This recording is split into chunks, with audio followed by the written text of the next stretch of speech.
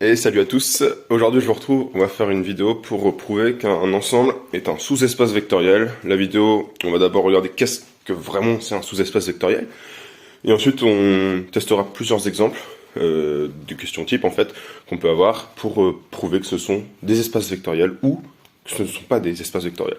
K exposant n, c'est un vecteur de K qui contient n composantes. Par exemple, le vecteur 4, 3, 3 appartient à R3.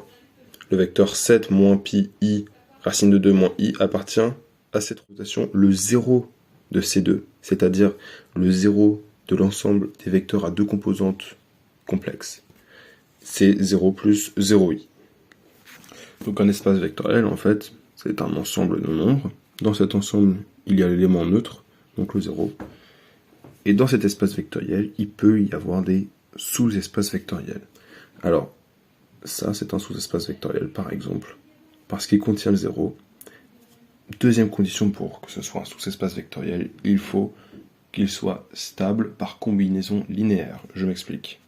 C'est-à-dire que si je me prends un x et un y qui sont dans mon sous-espace vectoriel, que je les additionne, ou que je les soustrais entre eux, ou que j'en multiplie un par un scalaire, et que je l'additionne avec y, forcément leur résultat reste dans cette structure.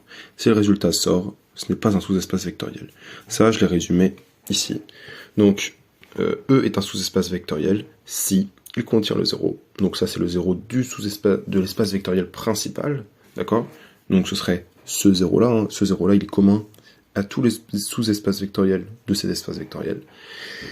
Et qu'il est stable par combinaison linéaire. Ça veut dire que si on prend x dans E, y dans E, et lambda en scalaire, donc là j'ai pris dans K, j'ai pris au plus général, eh bien l'addition x plus y doit rester dans E. Et si je multiplie x par lambda, ça doit rester dans E. Alors cette condition, elle peut être résumée en une seule, hein, ce qu'on fait absolument tout le temps, lambda x plus y est dans E. Donc si on arrive à prouver que notre 0 est dans E, et que lambda x plus y est aussi dans E, et ben on a réussi à montrer que c'était. Maintenant, si une des deux, ou même les deux, sont fausses, ce n'est pas un sous-espace vectoriel. Et donc on voit un exemple dès maintenant, donc j'ai appelé f le sous-espace vectoriel de l'ensemble x1, x2, donc c'est un vecteur, hein, avec les coordonnées x1 et x2, tel que 1 fois la première coordonnée plus 4 fois la deuxième coordonnée est égal à 0.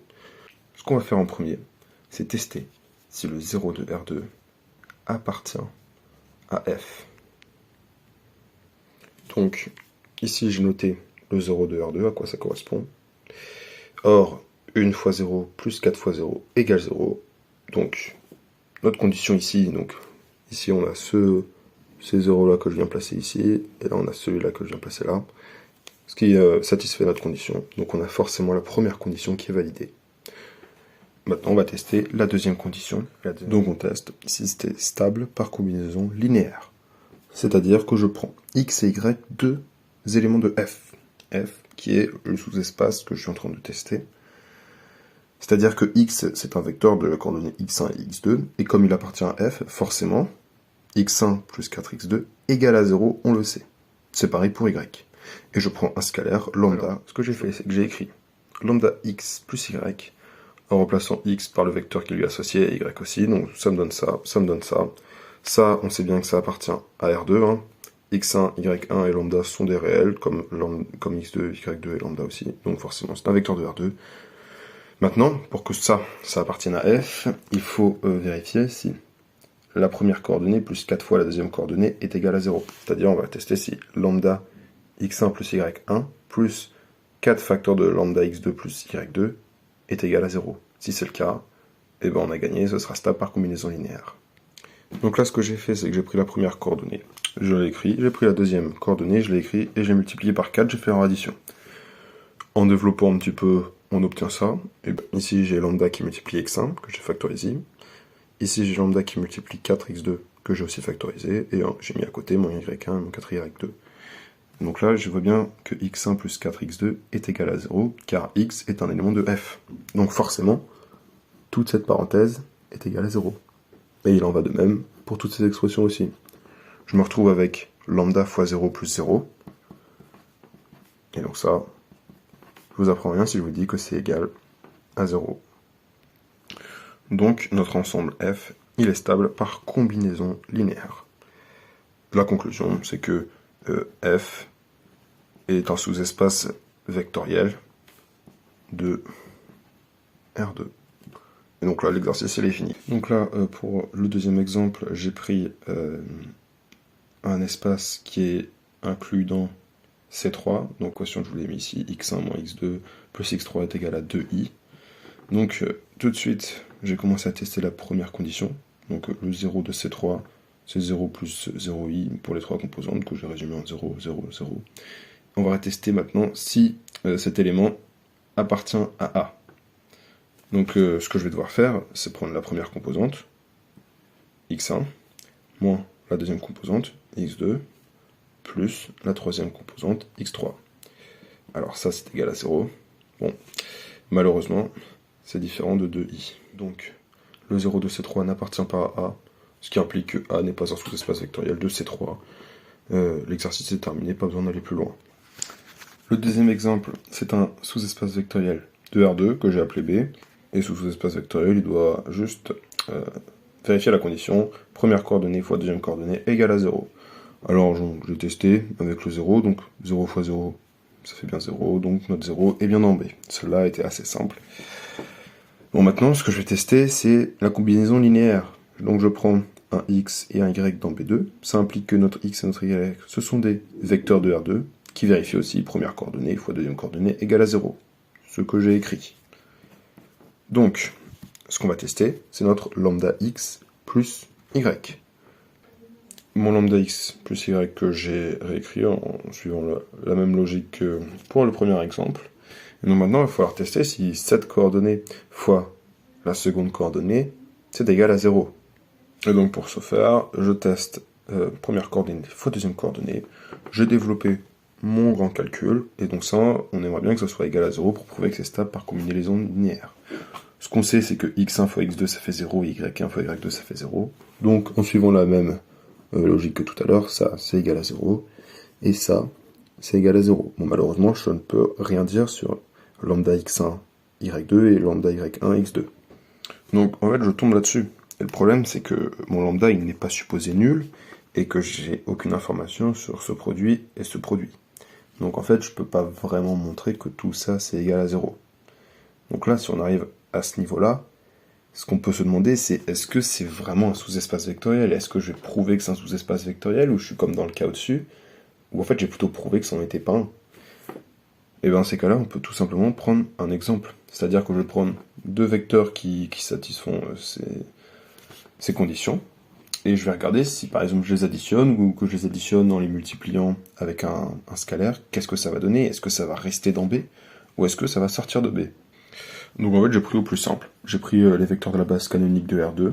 Alors 0,1 appartient à B, pourquoi? Parce que 0,1 ça appartient à R2, et que 0 fois 1 ça fait 0, et de même pour 1, 0 en fait. Et donc je vais tester si ce vecteur plus ce vecteur appartient à B. Ce que j'ai noté sous forme de grande question. Donc si je fais l'addition de ces deux vecteurs, je vais tomber sur le vecteur 1, 1. Est-ce que le vecteur 1, 1 appartient à B?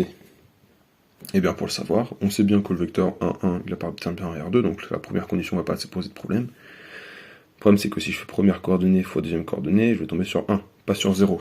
Donc on va pouvoir faire ça et conclure 1 fois 1 est égal à 1, et notre 1, il est différent de 0. Donc, B n'est pas un sous-espace vectoriel de R2. Donc là, l'exercice est fini. Alors, c'est plutôt embêtant ce cas de figure, parce qu'en fait, on n'a pas réussi à remarquer que là, ça n'allait pas fonctionner. Alors vous verrez ensuite qu'avec l'habitude, ce sera évident que ça ne fonctionne pas. Mais il faut démontrer tout ça, et on parle de démonstration, on voit qu'ici on est bloqué, et du coup là, on essaie de se remettre en question et voir, est-ce que, en fait, je pourrais pas prouver que c'en est pas un, au lieu de prouver que c'en est un. Et donc là, en prouvant que c'en est pas un, en prenant deux vecteurs ultra simples, j'aurais aussi pu prendre un lambda, pour multiplier par exemple ce vecteur x3 ou x-3, et réussir à prouver que c'en était pas un. Bon alors là, je vous fais part de quelque chose qui n'est pas mathématiquement vérifié, mais qui dans la plupart du temps fonctionne. Si dans vos conditions vous avez une coordonnée qui en multiplie une autre, eh bien ça ne sera pas un sous-espace vectoriel parce que ce n'est pas stable par combinaison linéaire. Alors bien sûr, il y a des exceptions. Pareil, si on a une coordonnée qui se multiplie elle-même, donc du x carré ou du x, je ne sais pas quoi, ça n'en sera pas un. Et si on a aussi, par exemple, si dans cet espace-là, vous voyez, on était égal à 0, bah si c'est différent de 0 là, forcément mon sous-espace vectoriel, il ne contiendra pas l'élément nul. Alors sauf cas particulier, hein, si on a plus n égale à n, on peut soustraire n, donc forcément il y a des cas particuliers partout. Mais ça, c'est des choses qui fonctionnent dans 99% des cas. Donc si on se fait un récapitulatif, on a d'abord vu ce qu'était un sous-espace vectoriel grossièrement. Ensuite, on a parlé de l'espace K exposant n. On a parlé des deux conditions à remplir pour être un sous-espace vectoriel, donc contenir l'élément nul et être stable par combinaison linéaire. On a fait un premier exemple en testant si le 0 de l'espace vectoriel principal était inclus dans notre sous-espace vectoriel.